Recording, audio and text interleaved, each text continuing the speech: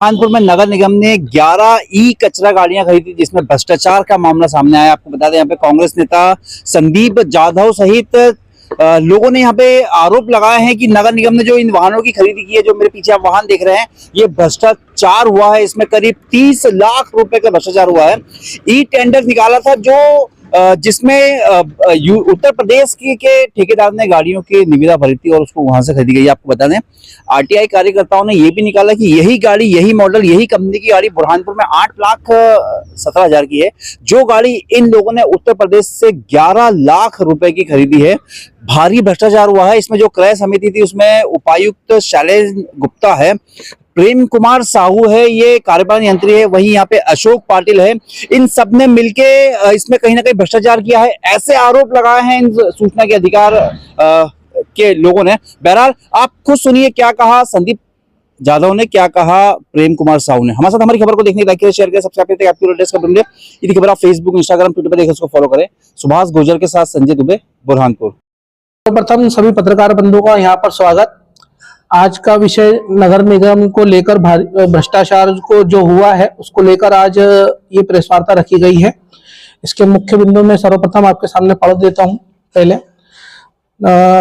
नगर को 10 सफाई वाहन की आवश्यकता थी, जिसके लिए नगर निगम ने जेम्स पोर्टल पर टेंडर निकाला। दूसरा, अब हम जेम्स पोर्टल की हकीकत बता देते हैं कि जेम्स पोर्टल वह है जो संस्था टेंडर डालती है वह उसे खोलकर देख सकती है और उसे ऑपरेट करने वाले व्यक्ति जब चाहे तब चालू या बंद कर सकते हैं, तथा अंतिम समय में जिसे भी टेंडर देना होता है उसे पूरे टेंडर की राशि दिखाकर उससे अधिक डालकर पोर्टल बंद कर सकती है। और इस पोर्टल की खास बात यह है कि आज तक के लगातार 15 टेंडर नगर निगम के एक ही व्यक्ति को मिले हैं अभी तक। तीसरा इसमें टेंडर है, टेंडर ई पोर्टल पर जानबूझकर नहीं डाला गया। क्यों? पूरी दुनिया उसे देख ले और फिर गड़बड़ करने वाले में उसमें कुछ नहीं कर सकते। यही इनकी नीयत का पता चलता है। चौथा, टेंडर जिस व्यक्ति को मिला है उसे उत्तर प्रदेश के गुड़गांव से ई रिक्शा खरीदकर नगर निगम को दी, जिसकी कीमत 11 लाख रुपए रखी गई है। रिक्शा बुरहानपुर लाने के लिए ट्रांसपोर्ट का उपयोग किया गया, जिसका खर्च 2 लाख रुपए बुरहानपुर नगर निगम द्वारा किया गया। फिर हमारे द्वारा बुरहानपुर के सेंट्रल मोटर से उसी कंपनी की उसी मॉडल की वाहन का कोटेशन लिया गया, जिसकी कीमत 8 लाख रुपए थी। हमारे द्वारा उक्त शिकायत को लेकर ईओडब्ल्यू में शिकायत की गई, जिसे संज्ञान में लेते हुए माननीय ईओडब्ल्यू द्वारा जांच प्रारंभ कर दी गई है और हमारे बयान को भी ले चुके हैं, तथा हमारे द्वारा लोकायुक्त में भी इसकी शिकायत कर चुकी है और लोकायुक्त में भी हमारे बयान हो चुके हैं। जांच के बिंदु महोदय यह है, अगर वाहन खरीदना ही था तो उसे टेंडर बुलाने की क्या आवश्यकता थी?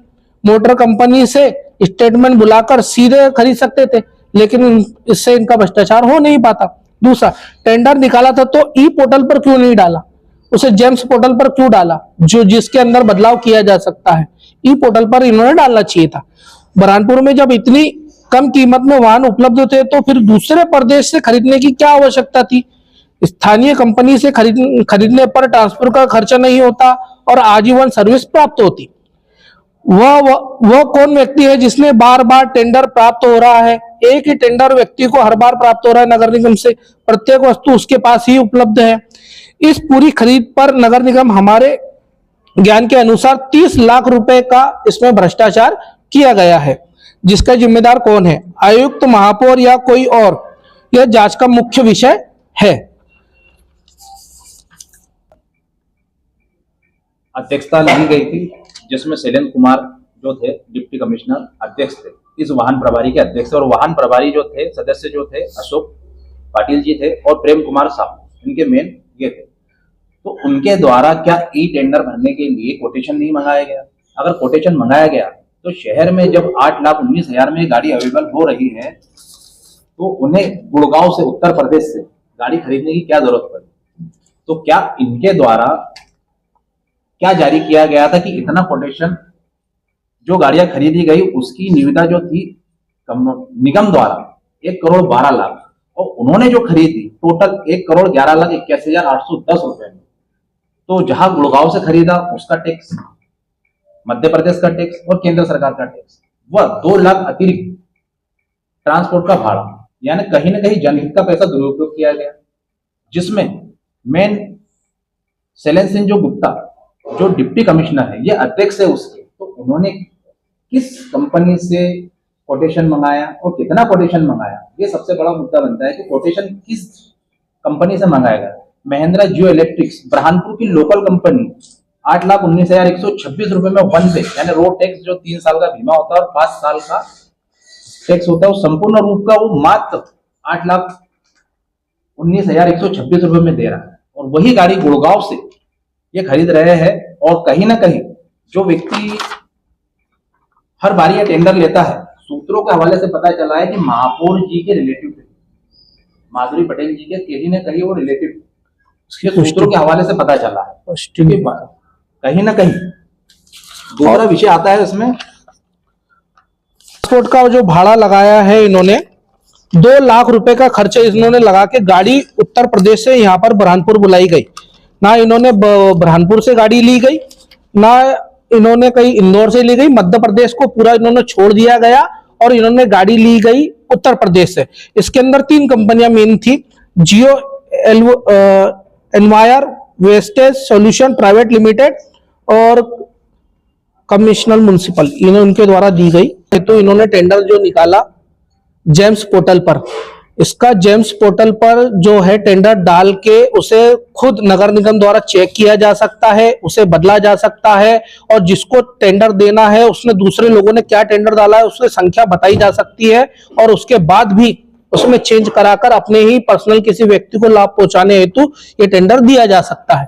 इन्होंने ई पोर्टल पर इसलिए न डाला क्योंकि उसके अंदर इनके द्वारा कोई छेड़छाड़ नहीं की जा सकती थी, भ्रष्टाचार नहीं किया जा सकता। और ये जिस व्यक्ति को ये टेंडर गाड़ियों का दिया गया है, इसे इससे पहले भी 14 टेंडर मिल चुके हैं सेम व्यक्ति को, यानी कोई भी सामान।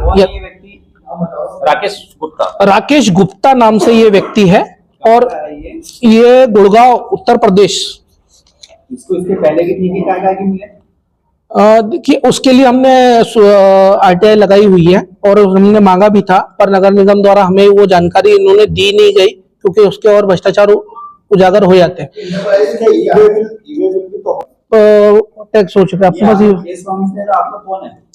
देखिए हमने नगर निगम द्वारा जब ये वाहन खरीदा गया था तब ये वाहन आया तो हमारे को शहर में बहुत खुशी हुई थी कि इलेक्ट्रिक वाहन हमारे शहर में आ चुका है। लेकिन जब हम वहां पर पहुंचे तो हमें ये बताया गया कि इस वाहन के अंदर जो है अधिक बिल ले लिया गया है। तो वहां पर एक, मैं अभी इसके सामने नाम नहीं चाहूंगा, कि वहां पर हमें द्वारा एक कागज दिए गए जिसके अंतर्गत ये कहा गया कि इस गाड़ी को अधिक कीमत में खरीदा गया। एक आम नागरिक होने के थ्रू मेरी ये जिम्मेदारी बनती है कि कहीं पर कोई भ्रष्टाचार हो रहा होगा तो मुझे उसे उजागर करना जरूरी बनता है, ये मेरा दायित्व बनता है। इसके कांग्रेस नहीं है? नहीं, यहाँ पर पार्टी लेवल का कोई मामला इसमें है नहीं। अगर इस हमने आम नागरिक के तौर पर ये चीज की है जिसके तहत हमने आरटीआई के थ्रू पहले जानकारी मांगी क्या हम सही है या गलत है। उनके द्वारा जो हमारी जानकारी दी गई वो भी जानकारी हमारे पास में है, आपको उपलब्ध करा दी जाएगी।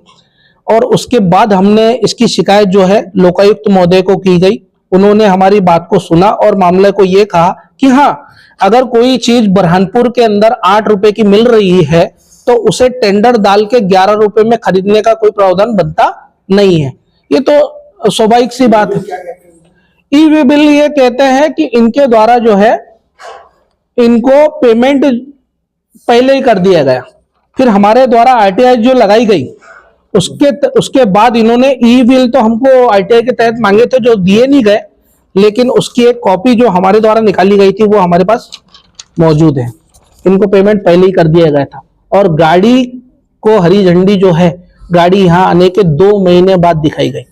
और वो भी कब दिखाई गई? जब हमारे आरटीआई की लास्ट डेट थी, जब उनको सूचना देनी थी उसी दिन ये 30 लाख रुपए का भ्रष्टाचार किन लोगों ने किया होगा?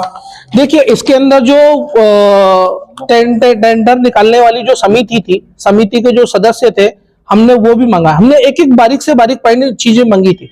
समिति में कौन लोग थे? जिस समिति ने यह टेंडर के सबसे पहले वो अपराधी है। क्या जो समिति ने इस गाड़ी वाहन खरीदने का प्रस्ताव रखा तो उन्होंने अपने शहर के अंदर अपने शोरूम में या कंपनी से इस बात का कोटेशन निकाला कि हमारे शहर में, हमारे जिले में या हमारे प्रदेश में कितने की है? अगर उनको ये पता था, उसके बाद भी कभी उन्होंने इस प्रकार का करा है, तो ये पूरी समिति इसमें भ्रष्टाचार में लिप्त है। समिति में कौन प्रारंभिक तौर पर दिखाई दे रहा है?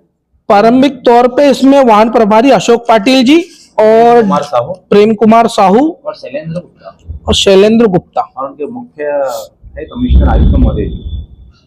और उसके बाद प्रस्ताव पास होता है महापौर जी के अधीन।